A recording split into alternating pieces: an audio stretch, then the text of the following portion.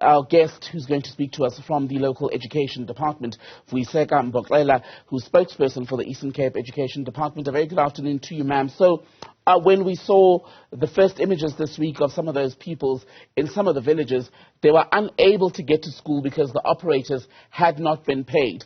Were all of those children able to sit for their exams? Thank you very much, Thembekile, and good afternoon to the viewers of Newzroom Afrika.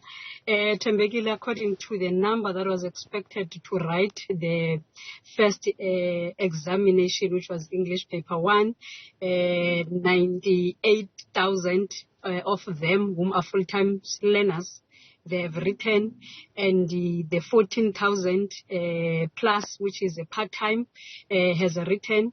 The past 3 days report coming directly from district directors and circuit managers indicate that we don't have a learner that due to scholar transport could write examination.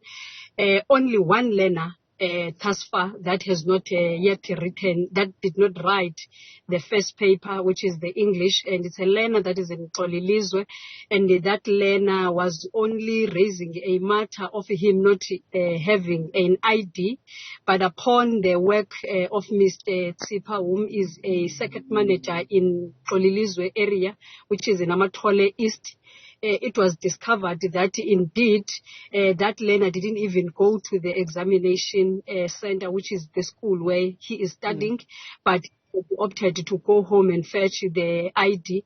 And unfortunately, when a car was sent to him so that he can be fetched from home to the school, he was not found, and even the parent was unable to confirm where the learner is. Thus far, the examination in the province. Do you know how the children who were affected by the scholar transport issues were able to make it to school to sit for those exams?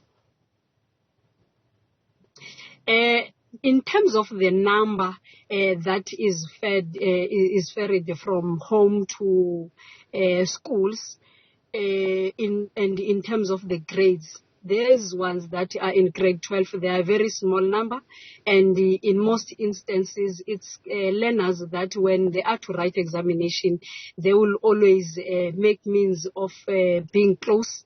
And I can tell that from the experience that we have, some of them, they will be having transport organized by their parent, because you'll find that even after they would have written examination, they will have extra classes. So sometimes they will make those provisions, even teachers, and that is why even in this instance we could not have any learner that we can say due to a scholar transport challenge they could not write examination. So the challenge with the Eastern Cape, of course, is that these are children who would have needed scholar transport assistance from you as government, precisely because it's a province that has got areas that are vast and rural or poor. Many of these families have been saying that they could not afford, they've been telling other publications that they cannot afford to make alternative arrangements. Now we've been speaking, in the brief conversation we're able to have with Santako, they say they've been given a commitment by your colleagues of transport that they will receive payment by Monday. Now, if that payment is not received and there's further disruption to the ability of children to get to school on time, what is the plan? How are you going to make sure that their learning and indeed the exam process is not disrupted? Actually, I can tell you, just before I could connect with you, I was in conversation with the MSAs in a meeting, and part of what is being discussed is that what is it that must be done by the Department of Transport, Provincial Treasurer, and the Department of Education in making sure that there is a run on Monday. Remember, the issue with the Eastern Cape is that there is only one department that is responsible for payment of the work that is done by other sector departments as Provincial Treasurer, and that is why in instances of this nature, there will always be a prompt decision that is taken. And I can tell that one of the decisions of the cabinet is that writing of examination must be at a very credible state, and also there must be no glitch that is administratively that can be decided upon, that which is not decided for any other reason. And even on this one, the MEC of Transport and also the MEC of Education, they are in close contact.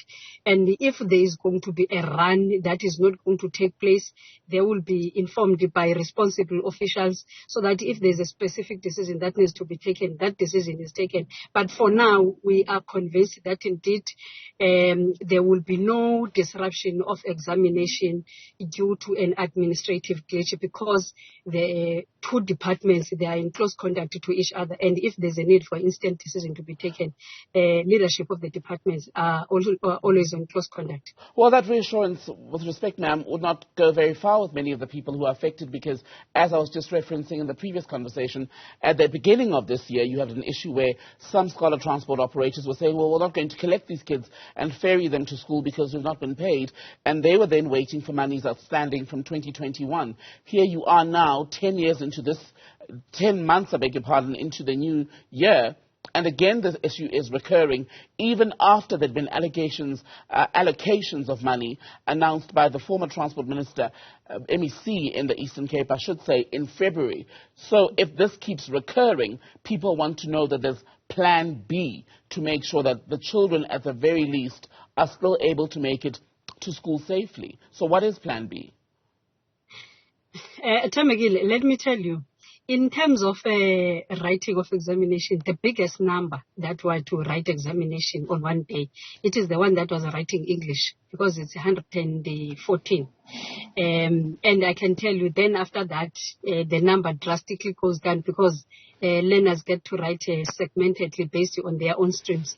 And I'm telling you that in terms of our own plans and all the avenues that needs to be done in making sure that there is no disruption in the examination writing, they are in place. And I did mention that the two ministries, that is the Department of Education and that of Transport, they are in close contact. And of course, the instruction of the Premier that there shall be no disruption of the examination for any administrative glitch is an instruction that is not going to be unfulfilled by any MSC.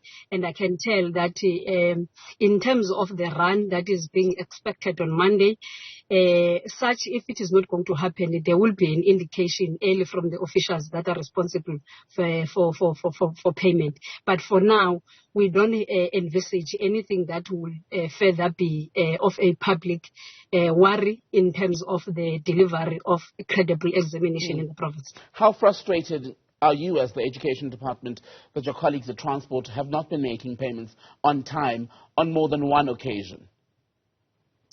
Yes, it's a challenge, Thembekile, I can tell you.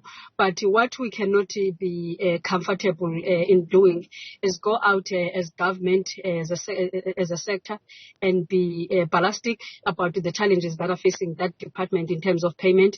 And further to that, we do understand that even the transport operators, they need to make their bills and they need to maintain their own financial obligation. And we hope that at least the officials that are responsible for such a function, they could put themselves in the